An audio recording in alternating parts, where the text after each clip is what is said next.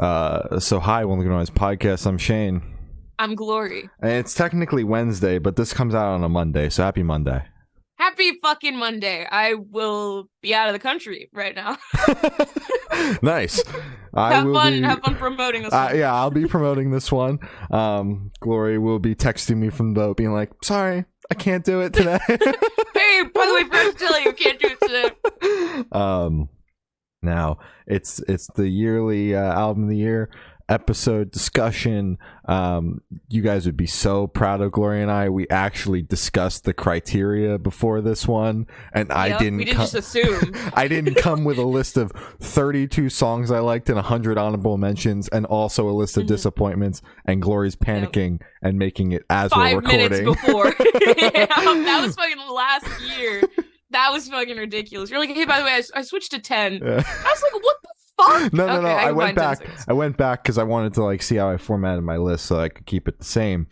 And I had 17 honorable mentions and 7 songs. What is wrong with you? What the fuck? But craziest we numbers. discussed it ahead of time. And we axed the disappointments this year, and we kept it to song of the year, honorable mentions, and our top 10. I promise my top 10 is not a top 12 or anything crazy. Or top 17 or top 21 or something just fucking ridiculous. So yeah, I mean, we're not going to waste any time. We're going to get right into it. I'm going to start out with the song of the year. Go for it. I think our criteria for this is more so standalone singles or songs off of records that didn't necessarily make the cut on a list. Like there was one song that went absolutely crazy. So like my song of the year would probably be a song off the Currents record, but that is on a list somewhere. That's on a list somewhere. I fucking got your ass, yeah.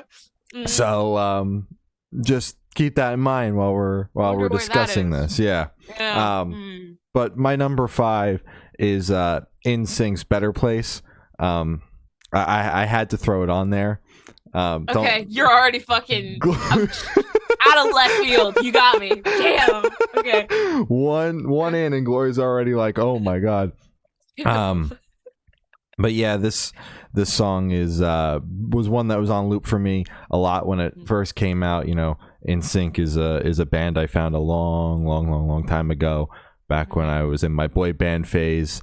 We all had it. Yeah, so having them come back 20 years later when we all thought that was never going to happen again was pretty cool, even if it was a song for the Trolls movie. Can't complain because the song does go pretty hard. So yeah, that's my number 5. Okay. My number 5 is so predictable. Ice Nine Kills Meet and Greet. Wow, who would have thought? Ooh, oh my god. Fucking great song. Came out of nowhere. I was expecting something from them this year, considering they've been touring a lot, and you got to throw some wood in that fire to keep it going before people are like, you got to drop a full length. Great track. Thought it was good. I love the piano. The breakdown's crazy. I tried watching Silence of the Lambs because of it. I did fall asleep, and then I woke up to the credits. So it's not... The song is better than the movie. Yeah. It's funny because my brother fucking told me before I watched Silence of the Lambs. He was like, yeah, man, I fell asleep the 2 times I tried watching it, so good luck. And I was like, oh, that's not going to be me. And then I woke up in the credits. So it's a gripping film. So yeah, that's my number 5. Hell yeah. Number 4 for me, Invent Animate's Immolation of Night. The record itself is incredible, but this song in particular was like a standout for me because it is different off the record. The record has a very distinct sound, but this one is a little bit groovier. And first time I heard it, I was like, this was the song that got me hyped for the record, and this is the one where when they played it live, I was like, oh yeah, like it's bouncy, it's fucking groovy, and it's a great song. Hell yeah, good pick. My number 4 is Belmont's SXX Trickmont. Oh shit, damn. I forgot about that one already. Oh my god, I didn't. I've been listening to it on repeat for the past couple of weeks. Just great song, caught me off guard. Sounds to me, nothing that I can remember the Belmonts sounded like before. It's just a lot more, for whatever reason, my mind associates it with Pulses. I don't know. It's just kind of like that jumpy, upbeat, um, maybe a little electronic. I don't know. It's just the fucking energy that they put into it. Crazy. Love the song off first listen. I was like, this is gonna be on a list somewhere, isn't it? Loved it. Hell yeah. Love that song. Hell yeah. Number 3, Architects, Seeing Red. I mean, this one had to make it on there. I said it on the podcast literally. Well, it'll be 2 weeks ago now, but it'll be 2 days ago. Like 2 days ago. It'll be 2 days ago when we're recording this. That, you know, this was probably going to make it on to the Song of the Year list, and as much as I would have loved to just slap it at number 1, I haven't spent nearly enough time with it to slap it in the number 1 spot. But you know, I loved the past 2 records where they were quote unquote not heavy. I mean, I was jamming For Those That Wish to Exist last night driving home, and I was like, people are so fucking mean to them for no reason. Like, this record is insane. I don't understand, because that record blew my socks off the first time I listened to it. And I was like, oh my god, that was the record where I fucking bought the vinyl, and then I was like, I need money. Yeah. Sorry, guys. So, you know, this song is incredible. It's heavy. It's a return to form for them, and I'm stoked to see where we go in 2024. Absolutely. Good ass pick. My number 3 is Not the 1975 by Knox. Yeah. This was, oh my god, dude. He did something with this one.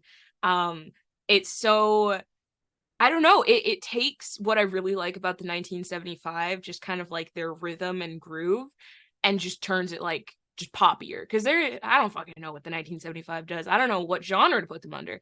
But this song hits all the points for me, hits all the marks. Visually, he did great for the little music video. He's dressed up like in Maddie Healy form or whatever. I just think it's so fun. I really like the song, and I like how it incorporates a lot of the 1975's track names into it. Like when he does the put on that song that talks about chocolate, just how he fucking delivers that line. Yeah. Oh my god, it's so fucking good. Love the song. I think I streamed it like 400 times this year. Yeah, bro had it on repeat every single time I would click on your Spotify status on Discord. I was like, oh, she's listening to that song again. I like to stalk them. I like to see what people are listening to. Yeah, it's just been fingernails on repeat for me recently. I'm sure you've seen that. Yeah, Damn I have. Yeah, that's tough. Number 2, The Used, People Are Vomit. It's an absolute disgrace that this song didn't make the record. Still don't understand that rollout, like, at all. Like, why are you gonna get people hyped for a song that isn't even on the record that you're announcing with it? Yeah, so this song is just another case of what the fuck did I just experience? Like, this is not the Used that we have come to terms with, been familiar with over the past couple of records. You know, back they were heavy, they were screaming. There was no feature on it for the screaming. That means someone in the band was doing it. It was just, it was like a holy shit, if this is what the album's going to be like. And then the album wasn't like that, but that's okay. No. Damn it, we didn't do our disappointments list. My number 2 is America Has a Problem by Beyonce featuring Kendrick Lamar. This is a remix, technically. I like the original, but I just kind of picked it up, put it down. When this remix came out, it was the only thing that I was listening to for that week.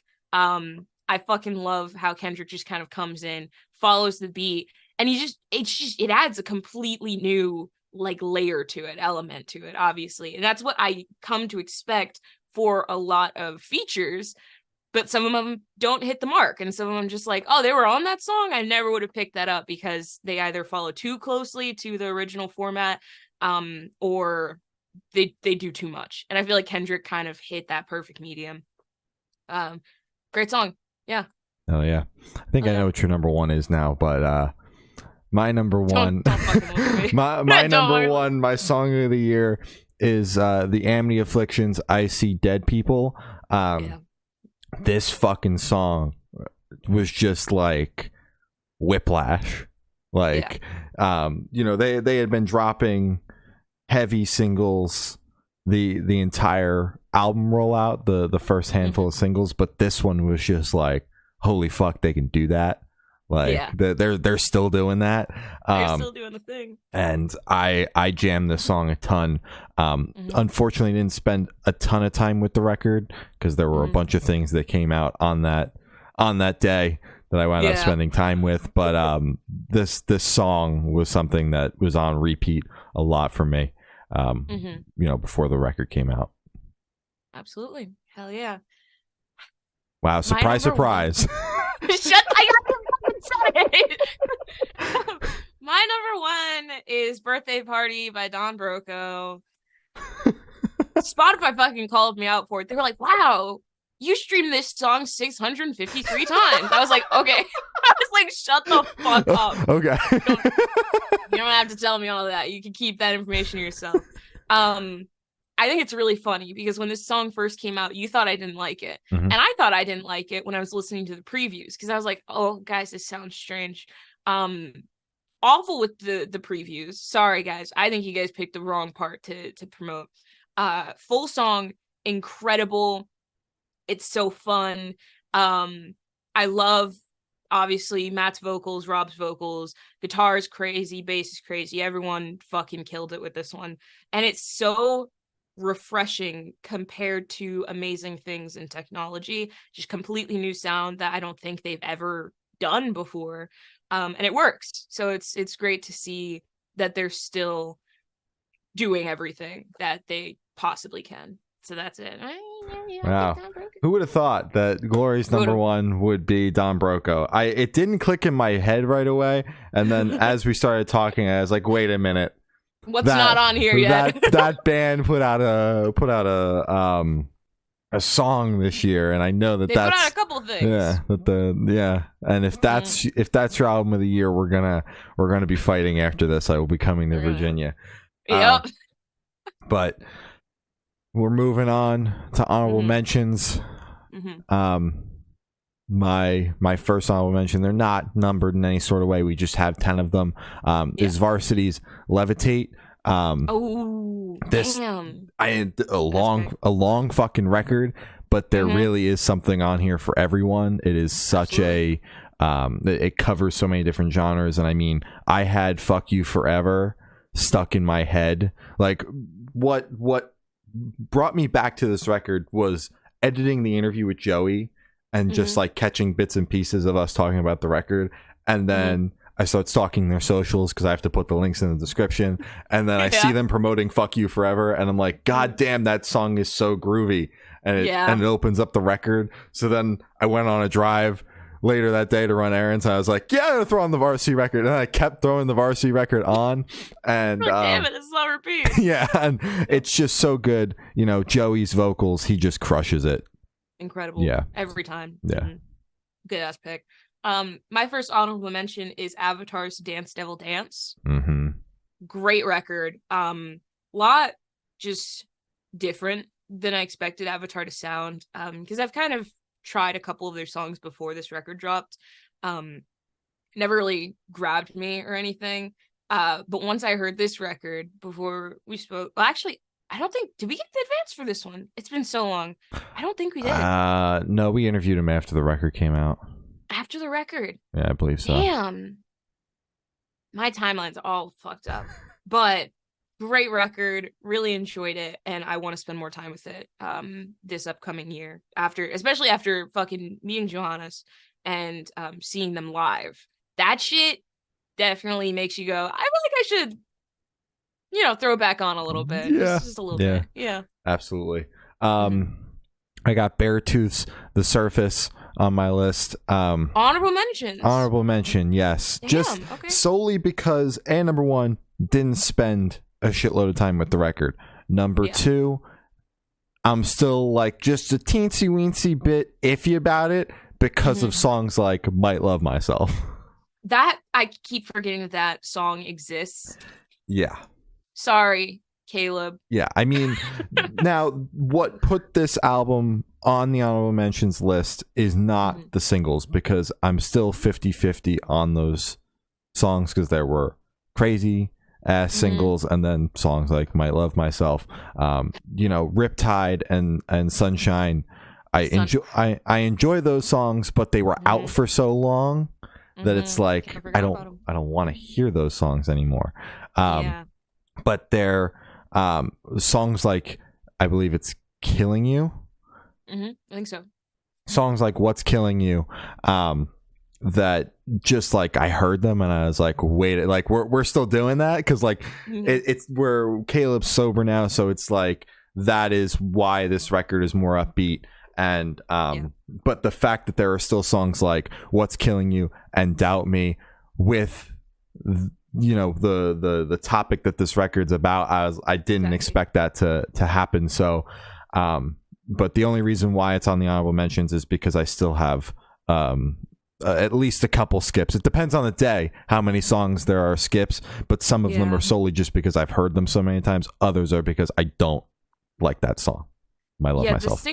The single pick for that record was so bipolar, because it was just like, I don't know, man. I really, but when I think about that record, it's just neutral, because the singles, it was like, I really like this one too. Oh my god, this is an awful song. Sorry, Caleb. But it's just like, I don't know. I feel like I don't have any opinion on it. The album in full. I think I Might Love Myself. That one I have a very strong opinion on. Rest of the record, I don't know. It's kind of a shrug. Yeah, I feel like I talked about this when we talked about the album, about like how all over the place the singles are and how there are heavy cuts off the record that we didn't know were coming. So why not make those the singles? But I believe you countered with the fact that the record is so all over the place that the singles being all over the place almost makes sense because you actually got a feel for what you were getting through the singles. I mean, we can't discredit them on that. We can't get mad. We knew every single type of song we were getting off the record based on the singles. Doesn't mean I have to like all of them. Exactly. Doesn't mean it was good. It's just, I mean, they did good when you think about it that way. But looking back on it, I'm like, damn, wow, you definitely put your weird foot forward. So, okay. All right. My second honorable mention is Hail the Sun's Divine Intertention. Fucking incredible record. I don't know. It really stuck out to me. The vocals especially. Come on, man. It's just that strain of vocal, I guess. You know, it's in that ranking for me with like fucking Kellen Quinn and Anthony Green. Yeah. Did you say Anthony Green? I said Anthony Green can be in there too. I associate him with that stuff, and more so that genre. That's where I thought you were going with that. That's fair. No. I'm going with just kind of like staple scene voices. Like when I was younger, I might not have been a big Hail the Sun fan, but I knew the voice and I knew the sound. So hearing a record at this point in my life where it's like I listen to this type of music and I roughly know the people and I kind of I know that kind of area of music. It's cool because it feels like I'm finally unlocking just a part of the scene that I've never really gotten into when I was younger. Great record, really liked it. All hits, no skips really. It's just only on honorable mentions because I didn't spend enough time with it as I wanted to, and that's why it's there so I could go back to it next year. Yeah, that's a solid pick. I got Wargasm's Venom on my list. Honorable mention. Okay. Honorable mention solely because, as with most of the honorable mentions, did not spend enough time with the record. But this one, blew me away. What a solid new metal record. And I mean, you've got a Fred Durst feature on here. Like, you don't see that every day. Yeah, and for that alone, I thought that would have been on your top 10. Nah. You got a Fred Durst release this year, man. What the hell? You got Fred Durst on there, and it didn't. It still didn't make the top 10. But I just had to throw it on the honorable mention because it's so fucking good. I love Wargasm. I love what they're doing. And I love Fred Durst. I love the Fred Durst cosign on this band because they keep playing. They keep playing shows with Limp Bizkit. I wish they were on this upcoming U.S. tour with the Bizkit, but that's okay. You can't spend your whole career touring with Fred Durst, and I understand. You could, honestly. I feel like that would be fair. But the whole record's insane, and definitely got to spend a lot more time with it. But Fred Durst, man. Fred Durst, you gotta love him. Yeah. He's such an interesting individual. It's just I fucking love him. My third honorable mention is Lil Uzi Vert's Pink Tapes. Didn't spend a lot of time with this record, but I really liked the impact that it had on the scene and also on the rap community because it introduced a lot of people who mainly listen to rap into baby metal and Bring Me the Horizon. And I fucking loved the baby metal feature. The Bring Me the Horizon one left some to be desired. I'm still a little upset about that one, but it's fine. And I do believe it might have opened the door to the Megan Thee Stallion and Spirit Box collab because it kind of already tempered the environment for, hey guys, look, rap and metal are they're doing something. Look, we have another one this year. Fucking amazing. I loved it. The fucking cover. Chop Suey cover. Chop Suey cover. Yeah. Can forget about that one. Yeah, that is why this is on honorable mention. But yeah, I did enjoy the record. I think the 2.5, 3 times that I've listened to it, I did enjoy it. Yeah. Oh yeah. My number 4 is Honey Revenge's Retrovision. Oh, okay. I mean, ass shaker after ass shaker after ass shaker. Airhead is one of my favorite songs off the record, and it's just the fact that this band just wrote a record of all hits, like it's crazy, insane. I'm bummed that I missed the record headlining tour because they were playing the album in full because they've only got 11 or 12 songs out. And I would have loved to hear all of the deep cuts off the record live because they're not even real. Like, yeah, sure, they weren't singles, but I would argue there's not like any true deep cuts on the record because they're all so fucking catchy and all have single potential. Absolutely, yeah. So I enjoyed my time with this record. Yeah, for sure. That's a good ass pick. I'm pretty sure they hit near both of us, and neither of us went. I think I was out of town because I remember getting the notification. They hit Richmond, and they were in Long Island. And I didn't want to go to Long Island on a Sunday night. Yeah, that's completely fair. Damn, that's gonna be one of those tours where you look back when like Honey Revenge is like massive and be like, damn, I should have gone to that because now they don't play the full album. In a night. Yeah. Damn, what the fuck, guys? Run it back. Part 2. My number 4 is Paramore's This Is Why. Single wise, great. Love the record. Very memorable singles. Especially with starting out with the title track. That song made me go, oh my god, is it my Paramore era? Is this the band that I'm gonna, fixate for this year? It was not. Great record. I thought it was good. The energy on it was good. It didn't. I liked the record, but it didn't stick with me enough to be on repeat for this year or for me to learn the deeper cuts or the non-singles. I don't know. It's just only the singles for me were memorable. Like the News, crazy. The French one, can't pronounce it. C'est comme ça. Fucking amazing. C'est comme ça, amazing. And if I liked the record enough, I would have traveled to see them easily. But it didn't stick with me. I would have just known like This Is Why and like Misery Business, and I would have been like, woo! All right, that's it. That's all I know, guys. Sorry. But yeah, that's it. Yeah, that record was actually on my honorable mentions list, and I pulled it off because I loved the singles so much.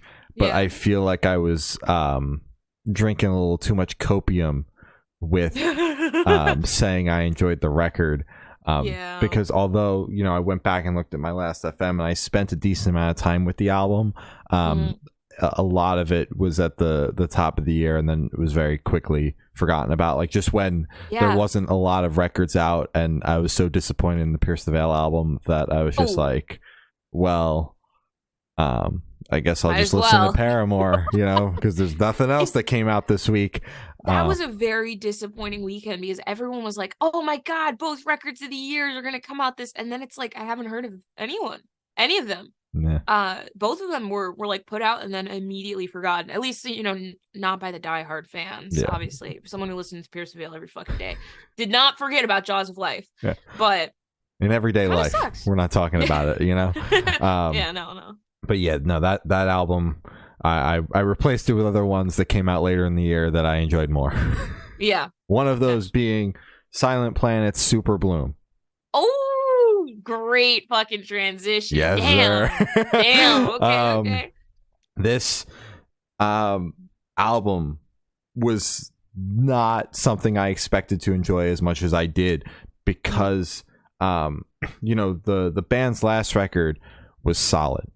Yeah. But was like hard to grasp on the first listen. And we spoke about this with Garrett in the interview about how he feels that in the past, the records have been like, you need to spend multiple listens with it to understand them and actually appreciate them. Whereas this album on first listen, you're able to appreciate it. Yeah. And I fucking got that from this record.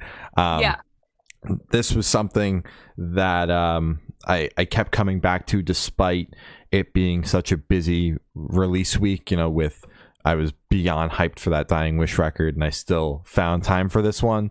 So I put it on the honorable mention because I just first listen and I haven't gotten that with Silent Planet. I mean, fuck's sake, I saw them live and was left like, that was cool. But I don't understand what the hell happened. Whereas I feel if I saw them now with the new record out, playing songs off the new record, I'd be like, wait a minute. Okay, there were plenty of moments where I didn't understand what the hell happened. But those new songs. The moments where I did know what was happening. Yeah.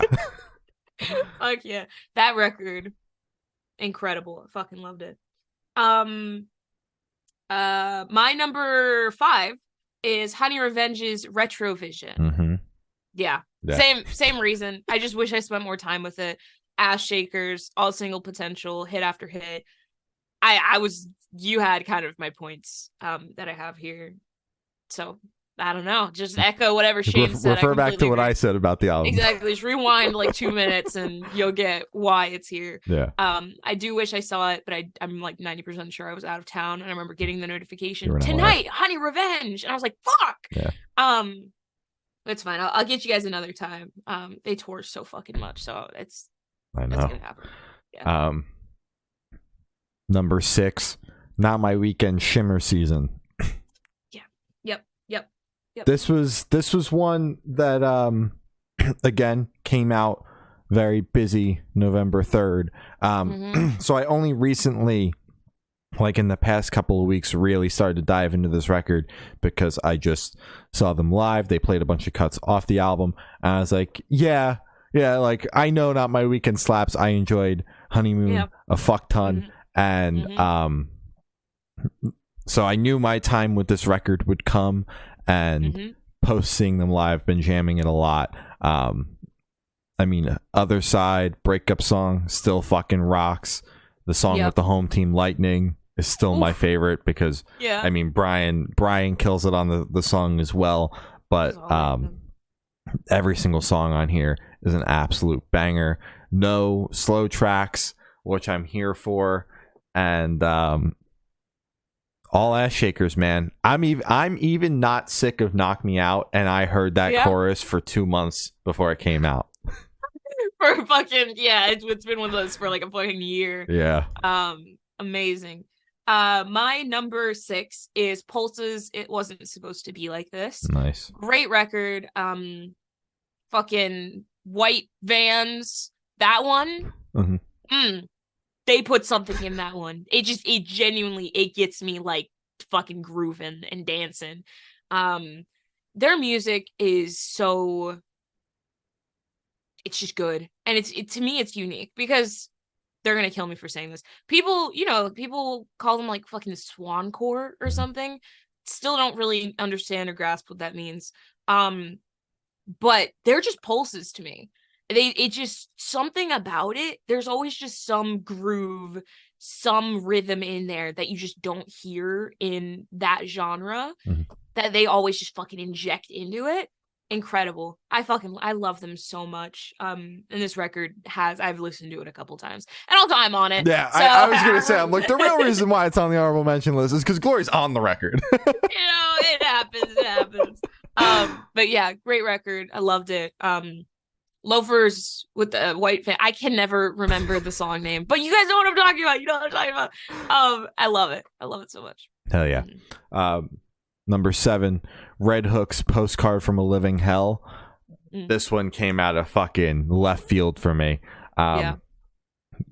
Had checked out the single that they had with Michaela going into the record. Like that was like, oh yeah, we'll have the band on the podcast. And then I heard the record and holy shit.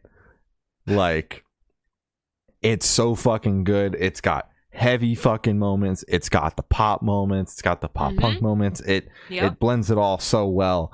And this band has really taken off, especially over in Australia. I'm seeing the shows they're playing and the festivals they're playing, and I'm hoping that the success eventually makes its way over here, because I'm dying to see that band live. I'm dying to see more people talk about that band.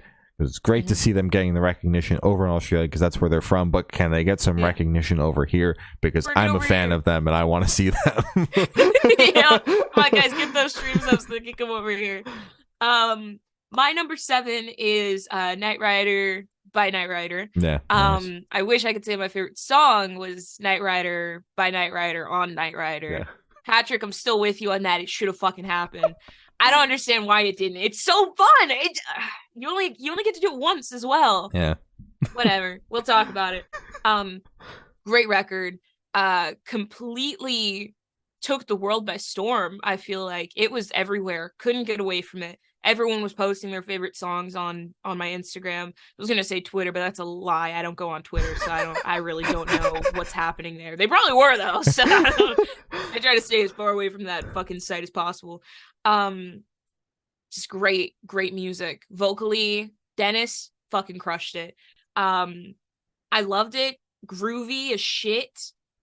I just loved it. Ass shakers, genuinely. Yeah, absolutely heavy. Yeah, and it's I know we spoke about it in the interview, but it's crazy how the band kind of went from like this little secret, like some of the Ice Nine Kills fans knew about it because Patrick was posting about it on his socials, but they were still like this secret with the singles.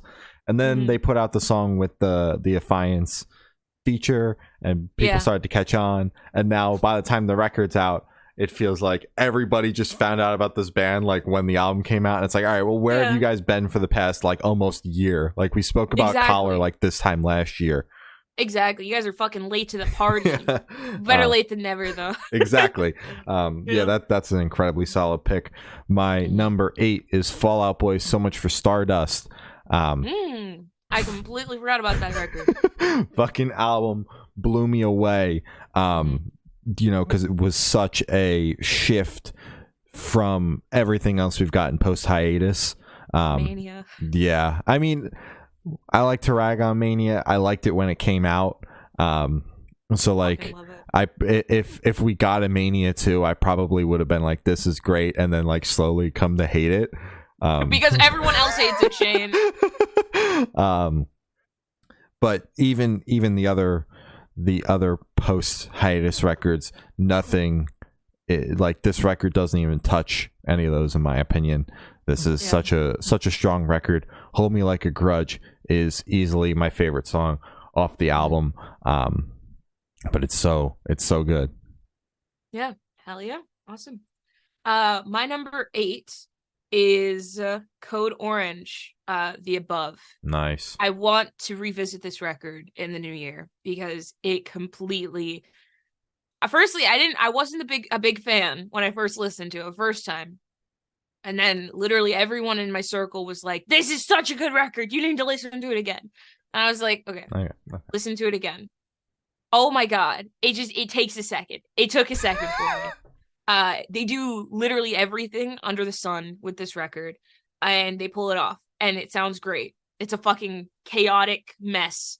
There are times where it's a little bit too much, but I can't complain. It's fucking amazing. I love the record, and I need to revisit it next year because I did not spend enough time with it. Hell yeah. My number 9 is the only EP on my list for the entire thing. I got 10 albums this time. Attack Attack's Dark Waves.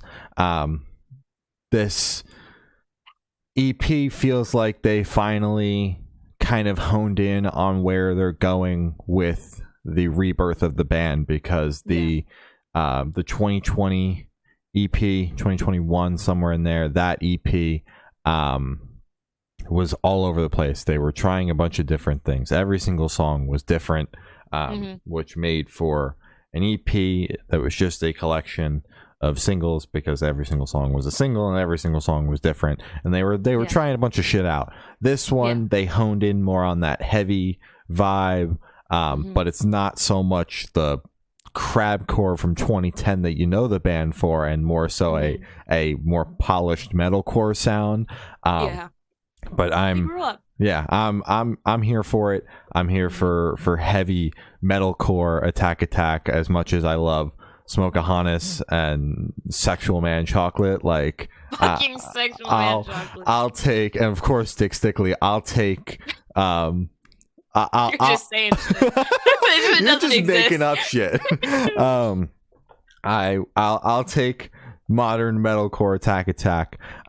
This is one of the releases that, if releases later in the year didn't sneak up so high, would have made the top 10. Like, this one and the one after are the ones that would have like made that top 10 if other releases didn't sneak in there. Oh yeah, makes sense. My number 2 is Not My Weekend, Shimmer Season. Come on, you already fucking said everything. God damn it, I need to, like, we need to go over. No, we like the element of surprise. Yeah, me too. It's gonna but what, where? Great fucking record. I love it. My favorite is still Shut Up. If I could just shut up. It's so fucking catchy. The entire record is catchy. Earworm. Just the entire fucking record is just full of earworms. I'm so happy they're able to promote the record on the road. Feels like that's kind of gassed them up a lot. It's introduced them a lot of new people. They're starting to get the recognition that they deserve, which is great. I only hope for the best and plenty more of that to come, because I fucking love Not My Weekend. Love you, Pat. And yeah, I'm very excited to see what this new year brings them. Hell yeah. My number 10, the number 1 I will mention, the number 11 on the top 10 list is Dying Wishes, Symptoms of Survival. Oh my God, I thought that was gonna be in your top 10. So did I. Okay, so now you got me a little confused. Turn me up a little bit. This record, just, was everything that I wanted the sophomore record from Dying Wish to be, because there was one song on the debut that had Emma singing cleans as well as screaming, and I was like, okay, LP2, if there's not more of this, I am never listening to this band again. A lie. Now, now we get the second record, the sophomore, and I got exactly what I hoped for, which was Emma singing. There's a lot more Emma cleans on here, but there's also a shitload of screaming. The songs are just as heavy as ever, and they kept and they also got a little bit more digestible in a sense. Like, the first record was very hardcore. This one definitely still has moments, and there's still a hardcore band in, but it felt a little bit more accessible to a broader audience. Yeah, exactly. Literally the only reason why this record is the number 11 that I'm not allowed to have because we said we were going to do a top 10 is because there are just other records that just spent a little bit more time with, and that's literally the only reason why. It pains me that it's an honorable mention, but unfortunately I gotta keep to the integrity of the list we agreed on before we started this. Thank you. Thank you, Shane. My number 1 / number 10, my last honorable mention, you're gonna fucking kill me. It's Don Broco, live at You know what? I'll take it as an honorable mention, as long as it's not on the top 10, because it's we don't count it as an album. No. Only because, firstly, it is a completely different record. It has stuff from their very first record to all the way up to Amazing Things, their most recent record. There's a live orchestra behind it. The energy is completely different. Matt has different vocal takes and everything. Rob, obviously, you have a little bit of crowd work that's in there. So it is a completely different experience than just, sorry, not to call anyone out, Einstein Kills orchestral version, where it's studio, which is completely fine. It's still fucking kicked ass. It's just because it adds that live element to it. It's just completely new. Like Pretty, a song that's been out for goddamn 6 years now, that was off of Technology. They added trumpet to it, and it completely changed the tone of the song. Like, it fucking flipped it. So now every time I listen to the studio version of Pretty, I'm like, damn, the live version is so much better. Well, the live orchestral version is so much better. So that is why it's that's why it's my number 11 for my album of the year, / my number 1 honorable mention, because I just think it's fucking badass. Fair enough. And that was what, Royal Albert Hall. I'll take that, because those versions are always so cool. I mean, Bring Me the Horizon has one as well, where like it's a totally different experience because of that live orchestra. So as much as I'll rag on you, I'll take it as an honorable mention, as long as it's not the album of the year. I was gonna as I said, I was gonna come to your house. Yeah, no, I got it, and I had my reasons. Yeah, you came fucking prepared. You can't argue with that. Exactly. Same. Now moving to the top 10, the interesting part of the episode. My number 10 is Waterpark's Intellectual Property. That's so far down. Yeah. I don't know your list. Oh my god, I thought I had a rough one in my head, and I was like, 10. Okay, continue. Yeah. Go for it. Now, why? The only reason why it's so low is because I stand by everything I said when we talked about it, how I feel that it is a quote unquote like definitive parks experience, because it does cover basically everything that they've touched on with each full length, despite the last one being called Greatest Hits and not doing that, albeit fantastic record. I would argue this one's more of that Greatest Hits feeling. I know you didn't like it. I did not. But this record in and of itself is not the album I come back to when I say I'm going to listen to Waterparks. It is still Fandom. It is still Greatest Hits, are the albums when I'm like, I don't listen to Waterparks. Those are the ones I want to come back to. And I think part of it is because I don't really care for Fuck About It. I don't really care for Two Best Friends. And it's like, but the rest of the record is so incredibly solid. Fuck About It, I just think is a little annoying. And Two Best Friends, I haven't liked since I heard the teaser.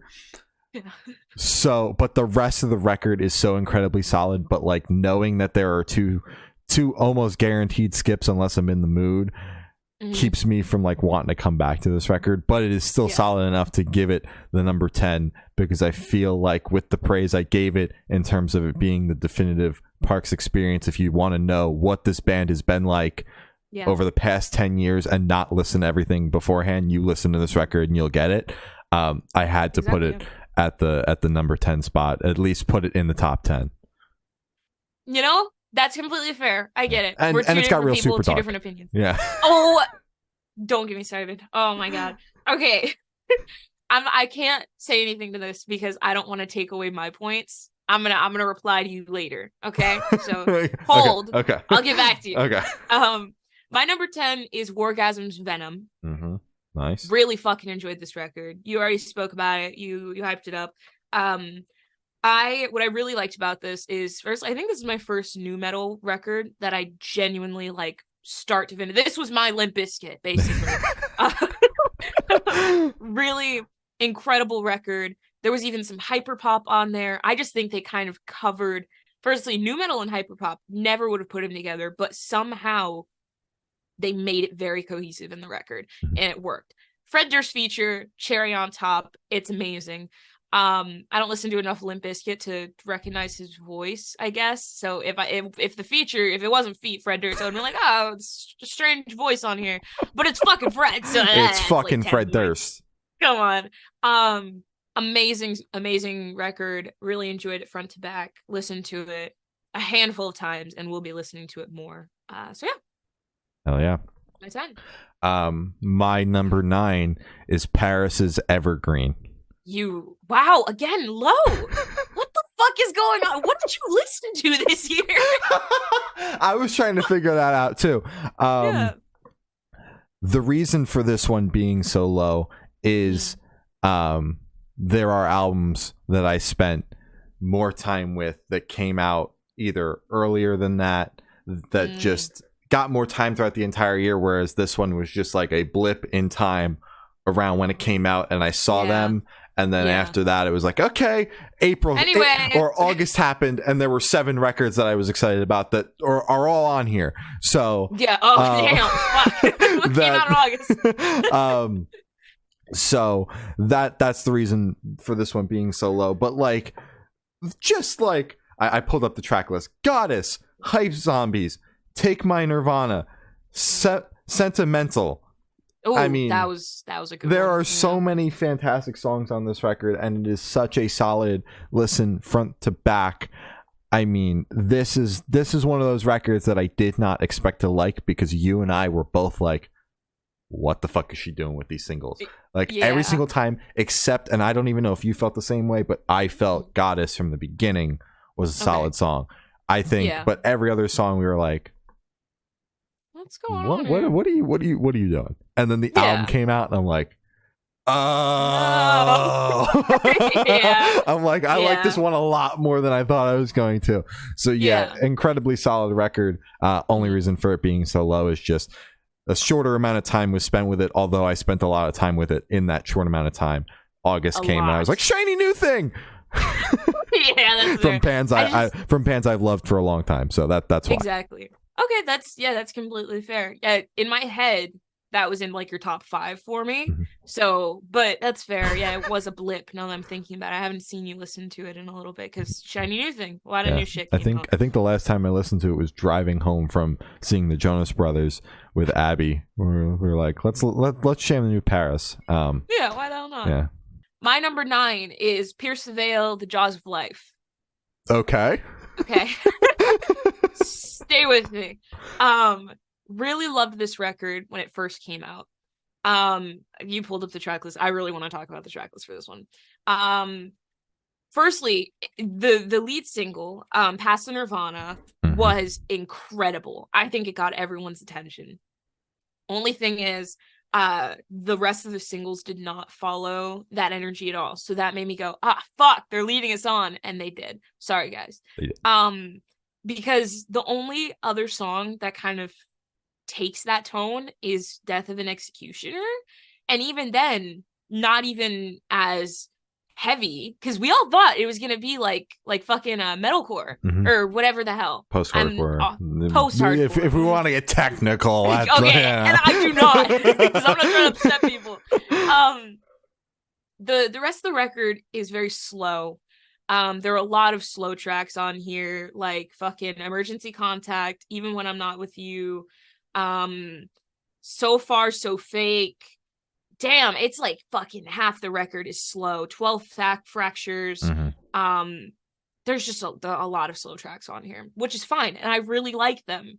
It's just, it's not exactly what I wanted from Pierce the Veil, and I feel like I only revisit I have my select tracks on here, like Death of an Executioner, Past the Nirvana, title track, The Jaws of Life.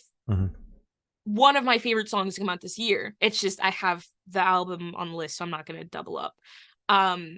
So Far So Fake. It's like, I fucking love this record. It's just, did it hit the mark? Just missed it. Just fucking missed it. But it was good enough for me to place on my top 10. Because I still do, I listen to the singles. And as I said, my select tracks, but I just, come on, guys. I know you're growing up a little bit. I know you have like fucking kids and whatever, but like, give us the heavy stuff.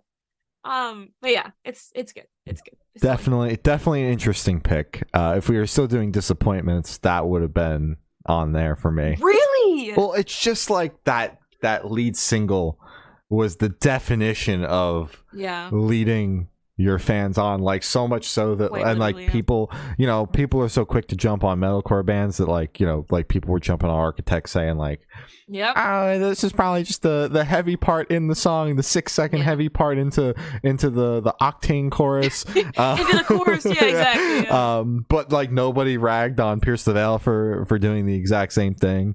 Like, we all see what you did. Yeah. Again, I feel like people just forgot about this record. Yeah, same I tried with the to. Paramore record. Oh, okay. Let's calm down over there. Let's calm down over there. It's still in my top 10. And I'm still gonna rag on you for it. Damn it, you're gonna have a lot to say about my top 10. I'm sure I'm going to. Number 8 for me is Escape the Fates, Out of the Shadows. Not a record that I expected to grace my top 10, honestly. Because although I liked it on my first listen, I was kind of left with like, this is fine, and leagues better than the last record, but like, oh my god, it's just fine. Yeah. And then we spoke to Craig about the record, and afterwards I was like, yeah, check that out. Afterwards I was like, let me check this album out again, and I did, and I was like, this is better than fine. Like the like first 3 fucking songs, I got the track list up again. I think we're doing that for a full top 10. Yeah, honestly. The first three fucking tracks on this record are solid. A song that I remember calling out saying I didn't like on the podcast was FUN and Funeral, and it's still like little corny little cheese balls, but it's also incredibly catchy after listening to the album 50 fucking times. Like, so they fucking got you, is what you're saying. Yeah, it's not a skip. You got Hypnotized, but my favorite track on the record is Cheers to Goodbye, because it is such a fantastic closer. Spencer from Ice Nine Kills is on there, and he just crushes like anything he touches. Spencer, yeah. But yeah, the record is solid, and we'll put it at the number 8. Yeah, that's a good pick. That's a really good pick, actually. My number 8 is Broadside's Hotel Blue. Nice. The only reason, because I was thinking, it kept going back and forth on honorable mentions to album of the year. It's just the feeling that I got the first, second, third time that I listened to it. It's just stayed the same, where I'm just left like, damn, I fucking love this band. Have I listened to it the same amount that I've listened to everything on this list? No. It just came out like less than a month ago, I'm pretty sure. Yeah. Like, it literally just fucking came out, at the time of recording, it came out less than a month ago. When it comes out, it will be out like 5 weeks. 5 weeks. Okay. November 10th. It is the 6th of December, so less than a month. 4 days shy. Amazing record. All the features are crazy. Bang is amazing. Lucid is amazing. I'm naming the ones with the fucking Brian on Cruel, Joshua on Bang, and Devin on Lucid. Amazing picks. Stellar lineup. The track list is amazing. We spoke to Broadside. You can go check that one out. It's really fun. We're all sleep deprived, so it's really cool. Yeah. I don't know. It's just every single time I've listened to it, it's just left me just like, wow, I have no notes. It's just, it really reignited my love for this band. And it gave me that excitement that I got listening to Into the Raging Sea for the first time, because I think that was our first advance that we got. And just doing the podcast before it came out, they sent us a stream of it, and I remember just being like, "Oh my god, we got to, because I fucking loved them when we were about to talk to them." And it's amazing. I don't know. I fucking love this band. I do. Hell yeah. My number 7 is the Word Alive's Hard Reset. Yeah. I mean, an incredibly solid record. It's got a slow song with Slow Burn. Not a huge fan of that, but that's okay because the rest of the record makes up for that song. The craziest thing about this record is that when it got announced, we saw the features. I mean, again, pulled up the track list. Got Bad Omens on here. You got Loveless. You got Escape the Fate from first to last. Like, you look at these on paper and you're like, this is either going to be crazy or it's going to be terrible. Or you're overcompensating with the features. Yeah. Because like it kind of felt like the same thing as the Scary Kids Scaring Kids record, the new one that came out that had, a feature on every single song because they technically don't have a studio vocalist. And it was like, holy fuck, this feature list is insane. And then you listen to the record and it's like, there's just a lot of big names on here and not a lot of songs that actually fit. So going into this, I was like, there are a lot of big names on here, and like songs like Julian from Loveless, he's probably gonna smash this no matter what. Noah from Bad Omens, he's probably gonna smash this. But there's also a possibility he's not going to. So the fact that every single feature on this record hits and delivers, that alone right there sells me on the record. But Strange Love is an absolute banger. And Invisible Army, I love that song as well. But Nocturnal Future, it's a shame that it is so low on the record, but it was the lead single. Spent a lot of time with that one. I enjoy that song a lot. I enjoyed this whole record. Hell yeah. And we spoke to Tele about it. So I was just about to say go check out the interview. My number 7 is Unity TX Virality. Nice. This record is fucking bonkers, man. I wanted to use that word so bad. I got it in. The single pick, incredible. And just the track listing, the order of it, the energy on it, it does not stop. Definitely tell there's maybe a little bit of anger on this record, and I think it's amazing. Now that I have an angry record that I can go to, I can be like, I want to fucking punch a wall, but I'm not going to. Not punch a wall. But because I have the track list up, I'm just gonna name my favorites. Diamond Dies. Yeah. Of course, Rock Shit. That is amazing. I got all my friends on that one. It is. I've never heard like anything like it. Yeah. Just the energy on that song alone would have, oh my god, fucking incredible. And then also Sting. Fucking love Sting. Entire record's amazing. Hit after hit. I need more ears on this immediately. Absolutely. And I need this band to fucking play on the moon or something, whatever the biggest thing is. Fuck the Super Bowl. Let's get them on the moon. I really want this band to blow up because then, that means more music and more touring. Yeah. So come on, guys, we need it for me, do it for me. Amazing record. Fucking, I loved it. Oh yeah, another solid pick. Number 6, Point North's Prepare for Despair. You did love that one. I love this band. I love this band a lot.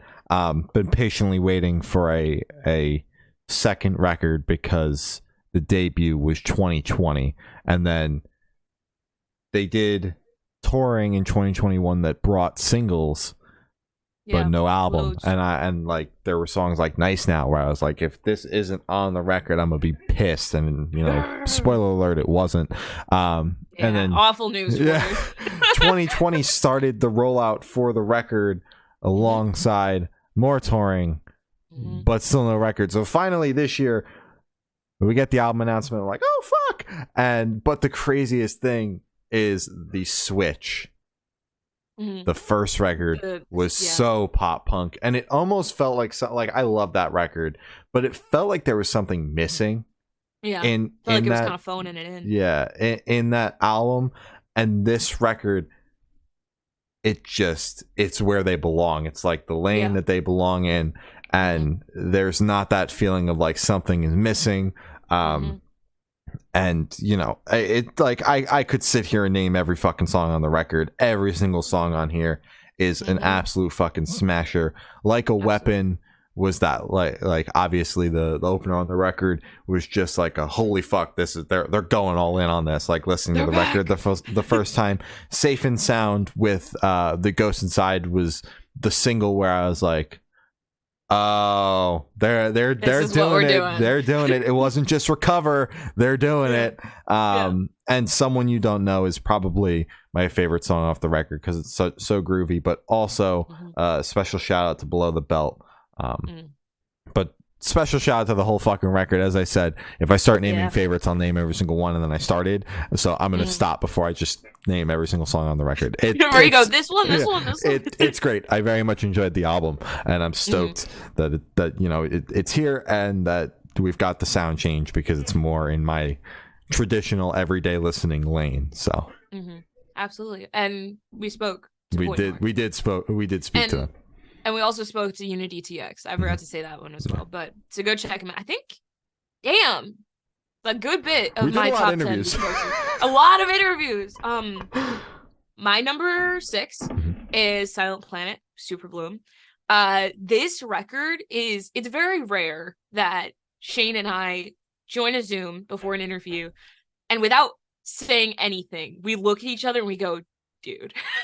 Dude, that was our reaction after we listened to this record. And I'm pretty sure we fucking told Garrett. We were like, but when we first joined the Zoom meeting, we both looked at each other. We just went, dude, that fucking record is crazy.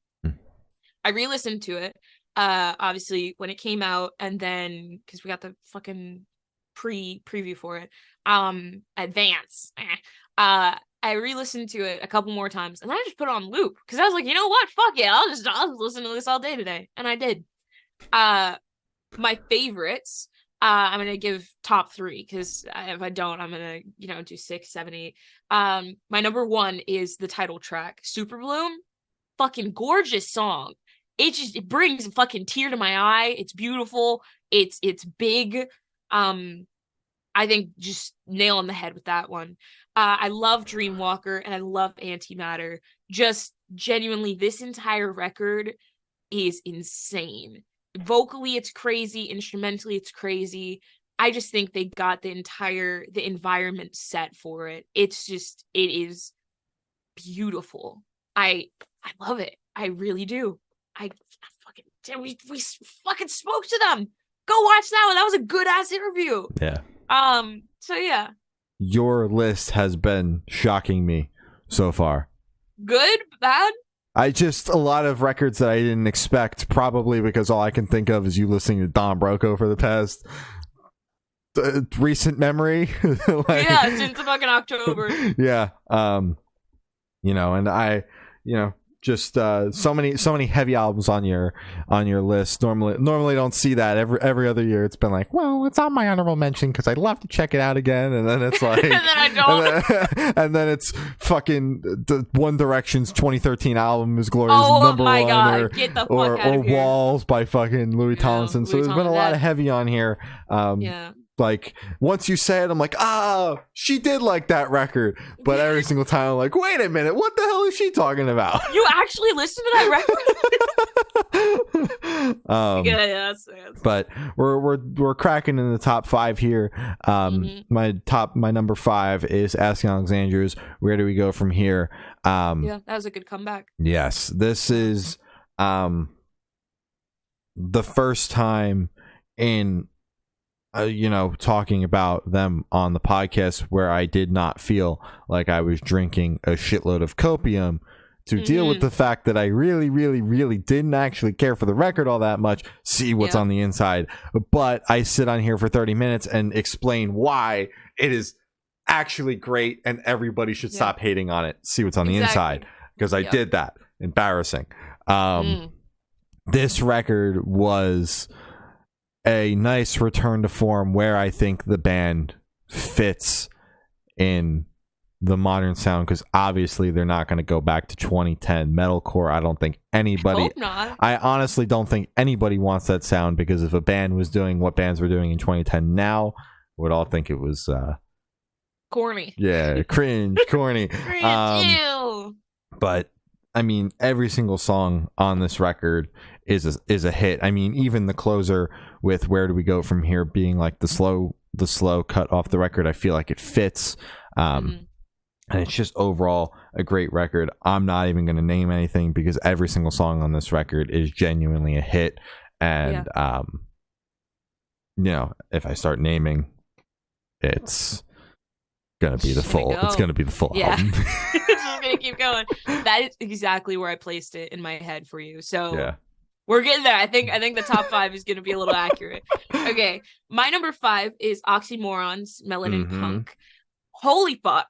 I've had a couple long drives since the record has come out, and I always put this album on. It is amazing. It flows so well. It goes by so quickly. How long is this fucking record? 30 minutes. Easily digestible. Oh my god, I thought it was a little longer than that, so that explains why it goes by so quickly. My favorite is Mike Shinoda Flow. Oh my god. I don't even know where to fucking start with that song. It makes me so happy. Just that entire song. Head for the Hills is also crazy energy.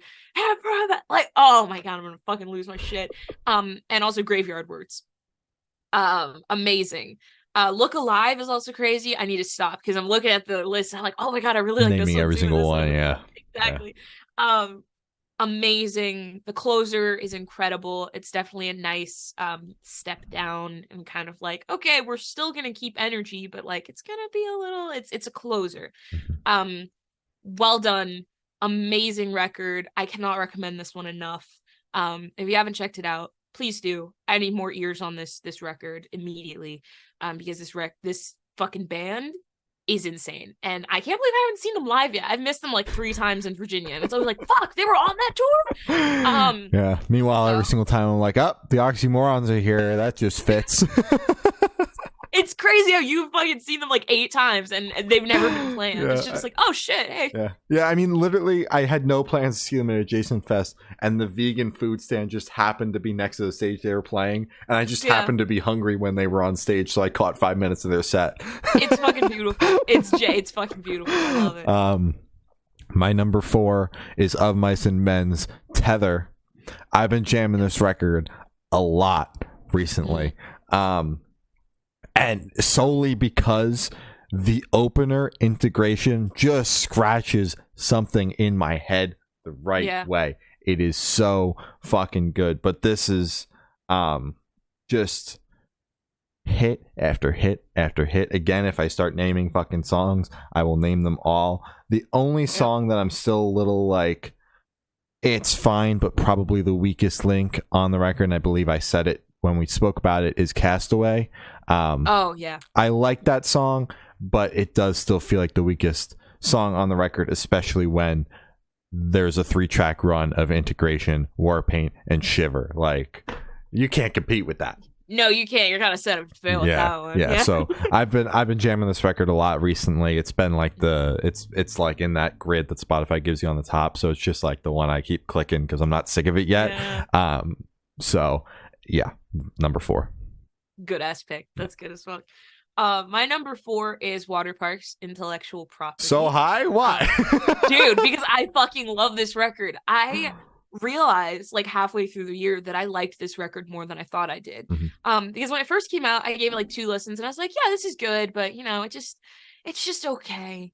And then I thought, and I was like, okay, I want to listen to something that's, you know, upbeat but still rock, and I don't really feel like listening to, because I was in like a metal circle for that moment, so I was like, I need something new. I saw a little red toad, and I saw it, I was like, okay, fine, I'll fucking re-listen to it. The intro, I love it. I love when people incorporate like little voice clips and stuff into it, and I think he did it twice, at least with he did it in Feel. At the end of Feel, he has, I think it's Travis is his name, Travis. At the end where he's like, I know what I'm feeling, or you know, whatever the fuck he says. And then at the beginning of Starfucker, and then in the newest addition to the record, Sneaking Out of Heaven. I think this record is immaculate. I first listen did not like Two Best Friends. I am now a Two Best Friends defender. I love it. It's so upbeat. It's so cute. And it just makes you fucking want to dance. I love it. And I was also a fuck about it hater. I'm still a hater for that song. I still don't like it. It's okay to remove songs from records that have already been released. Yes.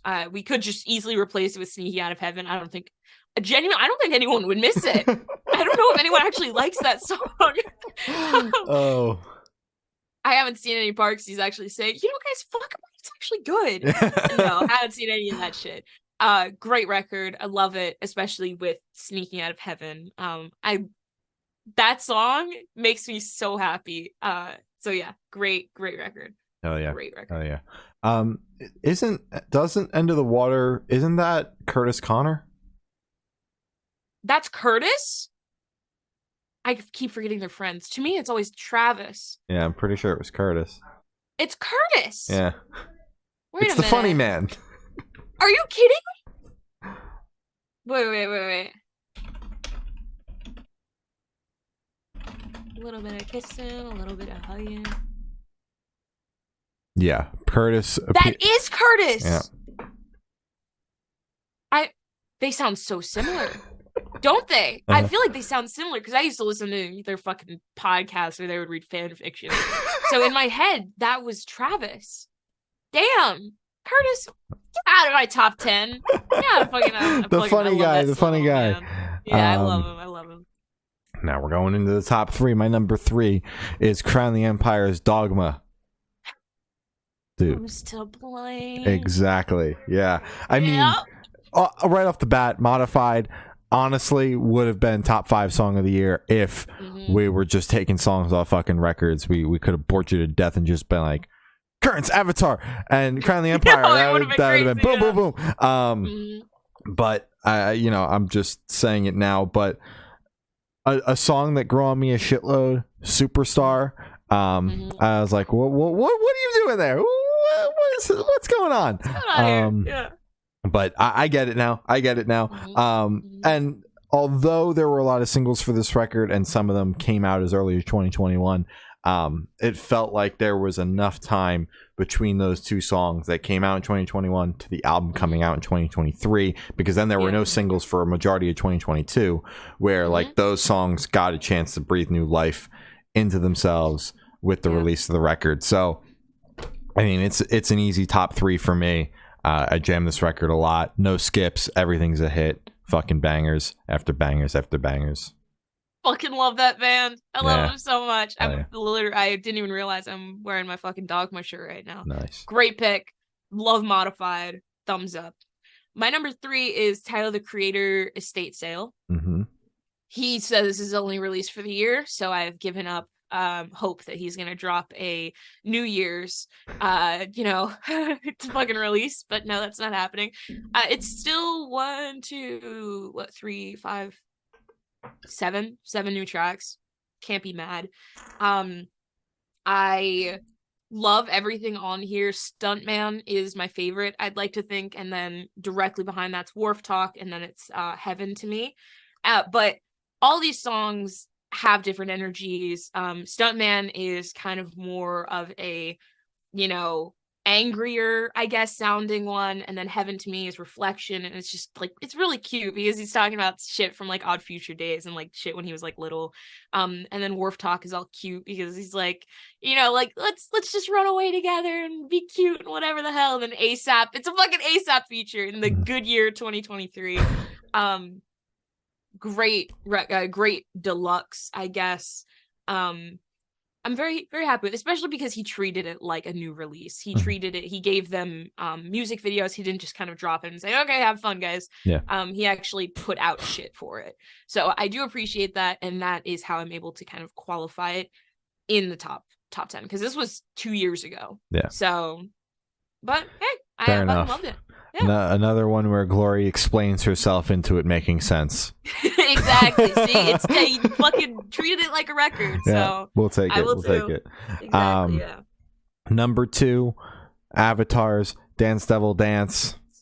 I mean, this one, this one was almost number one, but there's another band. Oh, I wonder what it is that edged out on the number one spot. Yep. But this was the surprise discovery of 2023 for me.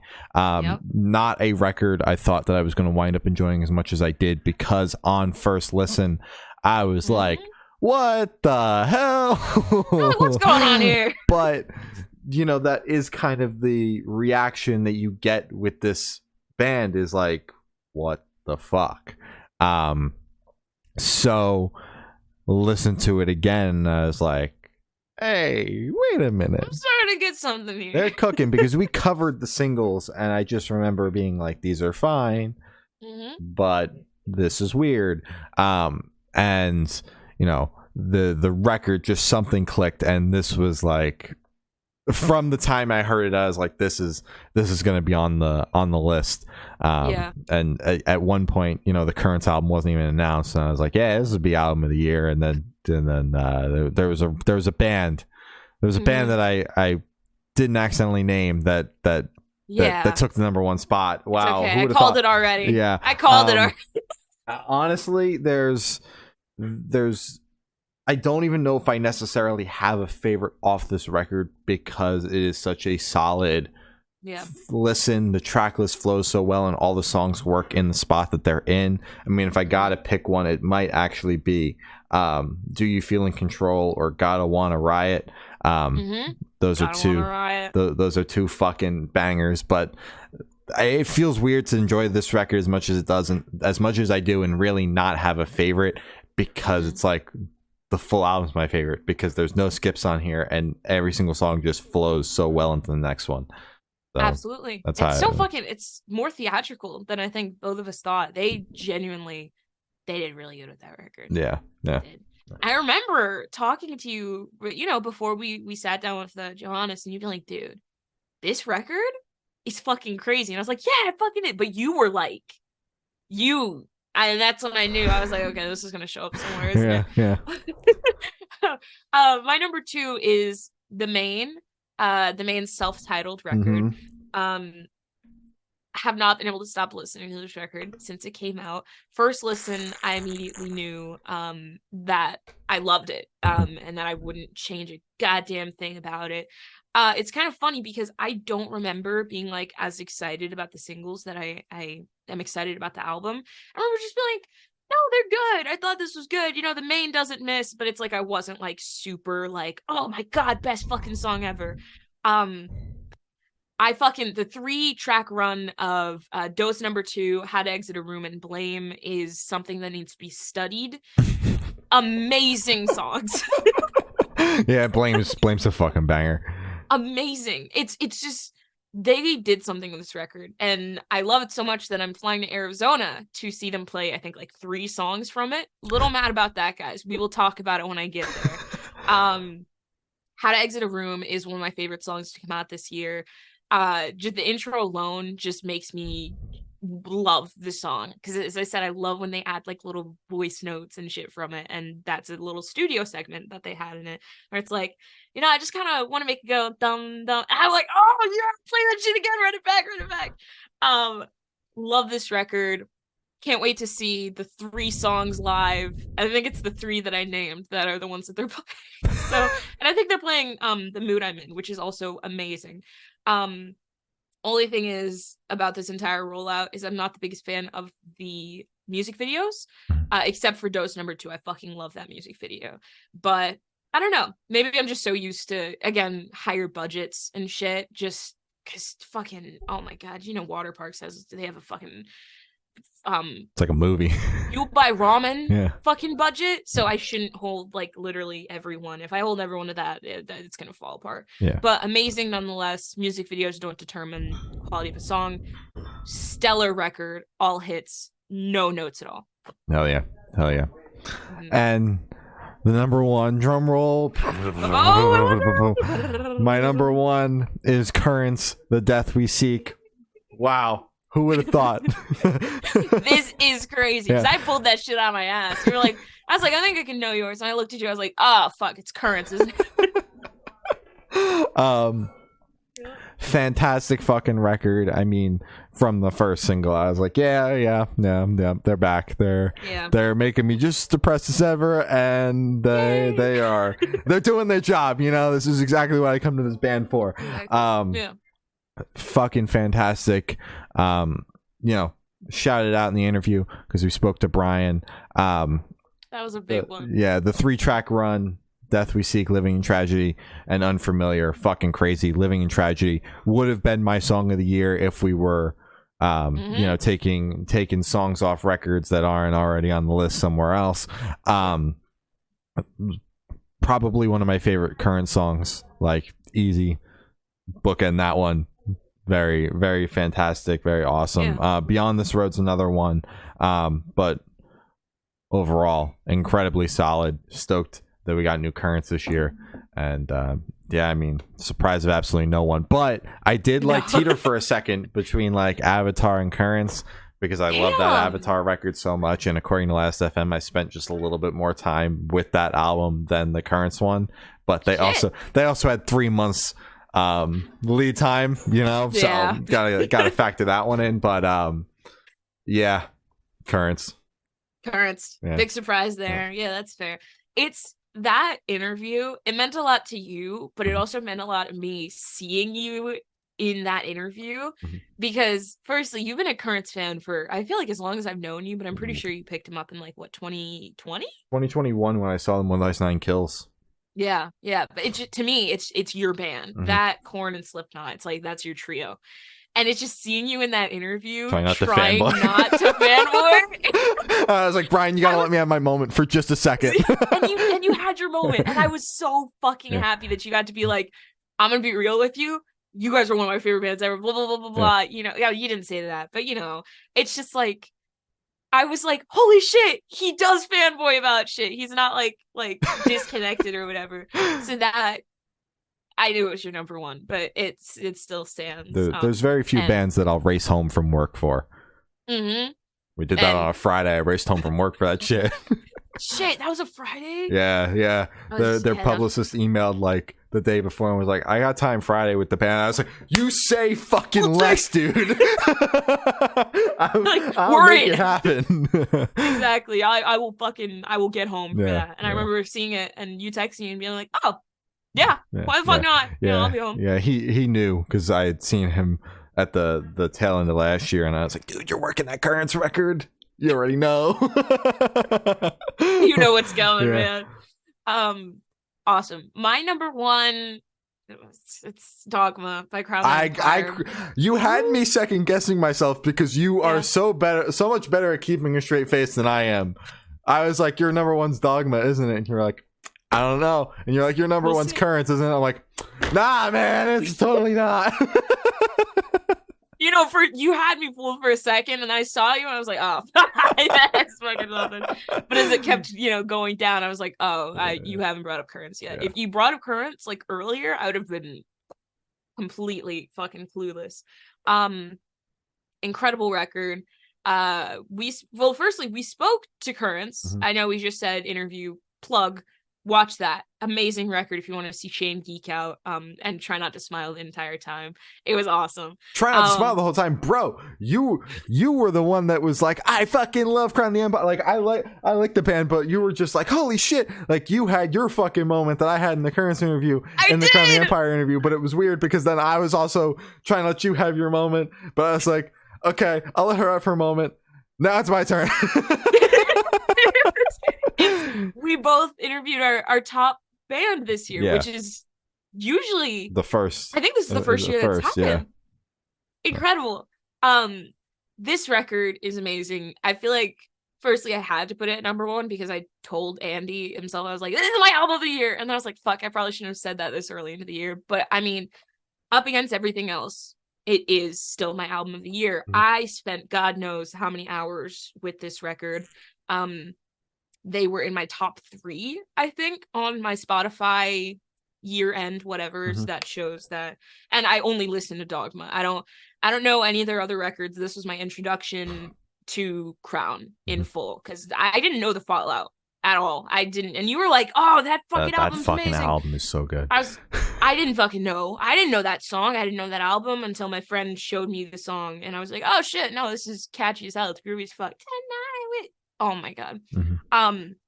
This record is incredible. Labyrinth is my favorite because it sounds like Chris Motionless is on it. Hayden, I know you're not Chris Motionless, but there's a part in it where he says, get out. And to me, it sounds like Chris Motionless saying, get up in, I think it's, Thoughts and Prayers where he does that. I think so. Yeah. And it scratches that itch. And I'm like, now I need Chris Motionless and Hayden having a fucking scream off, because that would be like a fucking blah would have thrown that fucking song to the moon. Black Sheep is incredible. Dancing with the Dead is amazing. Genuinely, just every song. The Courtney LaPlante feature is amazing. And also, not my first introduction to Spirit Box, but really what showed me that, like, damn, yeah, no, I respect the shit out of Courtney, because her part, because she sings on it, and then she fucking, there's a trio stream on it because it's Andy, Courtney, and Hayden. Say less, man. Great album. Great discovery of the year, because this was the year that I found them, and this was the year that I was like, I need them on the podcast. And then they were like, we want to come on the podcast, and I was like, shut the fuck up, I'm gonna fucking shit myself. And now I know them, so it's a strange world we live. Yeah. So yeah, great job, guys. Hell yeah, you did good. Hell yeah. Well, that's the list. That's it. Yeah. Yours shocked me a little bit. A lot of records on there that I didn't realize you enjoyed as much as you did. Dude, I was not bullshitting with that Silent Planet record, dude. That genuinely like shifted my world for a second. I was like, what the fuck? Yeah. But that's everything we got. You know, this is the bookend on 2023. There will be interviews that come out past this, but this is the last. This will be the last discussion episode of the year. We're wrapping it up, tying a bow, taking a break after this.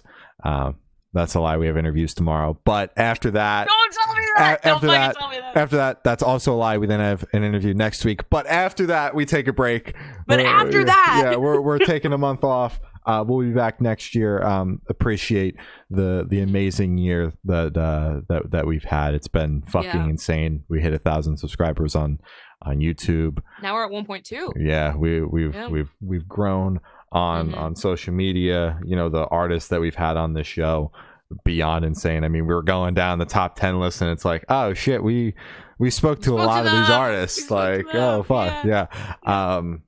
So looking forward to seeing what 2024 has in store. You know, we will have interviews coming out for a good chunk of the break. Not sure if we're going to make it through the full thing, but if we don't, it will only be a couple weeks of putting out shorts to keep the algorithm going. to keep them liking us just a little bit. You know, I do just want to say, I am really curious why The Main isn't on, because I feel like we both really liked that record, but I did not see you revisit it. Why was that not on any list? Not in like a judgmental way. Because I didn't revisit it. I listened to it for the podcast, and that was it. Like, that was it. Really? Yeah, it was good. I like The Main when I see them live, but The Main isn't a band that I've really gotten into, like, studio wise. Gotcha. Okay. Yeah, that's why. That's fair. That's it. Okay. But that's all we have today. You know, you can follow us on all the socials: Twitter, Good Noise Pod, good_noise_cast. Instagram's Good Noise Podcast. Facebook is Good Noise Pod. YouTube is Good Noise Podcast. Every audio streaming service ever, Good Noise Podcast. Bandcamp is goodnoiserecords.bandcamp.com. Patreon is patreon.com/Good Noise Podcast. You wanna do the list? All right. Keep going. Gloria's got your Patreon supporters, Twitch subs, and your important plugs, and then we're gonna sign off for the last time this year. Yeah, hell yeah. I was fucking running to do it because I was like, shit, that's the one thing I forgot. Thank you to our Patreon supporters, my brother, my uncle, Matt from Pulses, Jeremy, Brady, Zari, and Eric. And thank you to our Twitch subs, Coaster Lover, Buzz Lightskin, Matt again from Pulses. Thank you, Matt. Sam and Zari. Thank you again, Zari. Thank you, everybody. Thank you, everyone. Important plugs: Black Lives Matter, Stop Asian Hate, Free Palestine, ceasefire. I don't really know how to say it, but fucking stop. Shut the fuck up, Israel. yeah, just be a decent person, and treat people who deserve it with respect, and find a new artist next year, because there's a lot of fucking music out there. Mm-hmm. There's a lot of music out there, and you might not have discovered your favorite band yet, so it's okay to listen to new shit. Yeah. Oh yeah. Yeah. Well, that's all we have today. I've been Shane. I've been Glory. And we've been the Good Noise Podcast. See you next year. Bye. Bye.